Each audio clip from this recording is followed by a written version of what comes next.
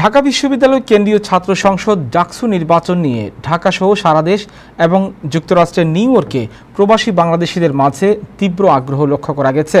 ঢাকা বিশ্ববিদ্যালয়ে নির্বাচনের মধ্য দিয়ে বাংলাদেশে গণতান্ত্রিক যাত্রা আবার শুরু হয়েছে বলে অনেকেই মনে করেন। ফলাফল যাই হোক না কেন নির্বাচন সুষ্ঠু হওয়ায় প্রবাসীদের অনেকেই সন্তোষ প্রকাশ করেছেন।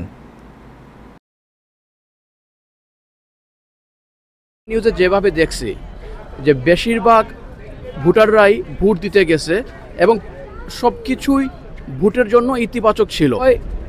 আমাদের ব্লেম করার যে একটা প্রবণতা আছে ওইখান থেকে বের হয়ে আসা উচিত।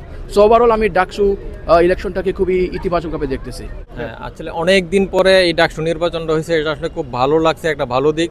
দেশেরও একটা পরিবর্তন আসছে মনে হচ্ছে এবং নির্ভয়ে অনেক ছাত্রছাত্রীরা ভোট দিতে পারছে, এটা খুব ভালো লাগছে। ঢাকা ইউনিভার্সিটি তো সারা বাংলাদেশের মধ্যে একটা, সারা বাংলাদেশ না বলে এশিয়ার মধ্যে একটা এই নাম করা একটা প্রতিষ্ঠান, তাই না? এটা তো জাতীয় নির্বাচনে এটার কিছুটা এফেক্ট পড়বে। আশাব্যঞ্জক। আমরা মনে করি যে আগামী জেনারেশন এইভাবেই নিজেদেরকে বিল্ড আপ করবে এবং ওরা দেশের জন্য এবং জাতির জন্য কিছু করবে। খুব ভালো ছিল এবং এই ধরনেরই এই দরকার।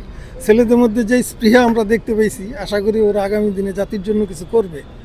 যা দেখছি আমার কাছে ভালো লাগছে। আগামী জাতীয় সংসদ নির্বাচন যেন এরকম হয়, আমরা যেন দেশে যারা আছে শান্তিতে বসবাস করতে যাই, এটা সবার কাছে কাম্য। ভালো লাগছে নির্বাচনে, আমরা খুব উৎসাহ এবং আগামীতে জানি সুন্দরভাবে এবং নির্বাচন দেশ ভালো চলে, এটা আমরা চাই।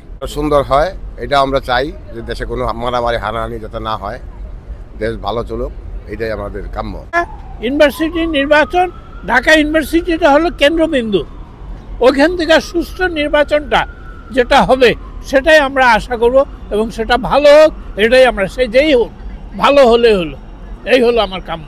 মেয়েরা কালকে যে ঢাকা ইউনিভার্সিটি থেকে যে ভোটগুলো দিছে, আমরা সবাই দেখে অনেক খুশি হয়েছি, অনেক আনন্দ। মেয়েরা সব দিক থেকে যে এগিয়ে আসবে এটাই সব থেকে বড় কথা। মেয়েরা ঘন্টার পর ঘন্টা ধরে লাইন দিয়ে এই যে ভোটগুলো দিছে, মেয়েরা এগিয়ে যাক আমরা চাই। আমরা সবসময় তো এগিয়ে থাকি এবং এগিয়ে যেতে চাই ইনশাল্লাহ।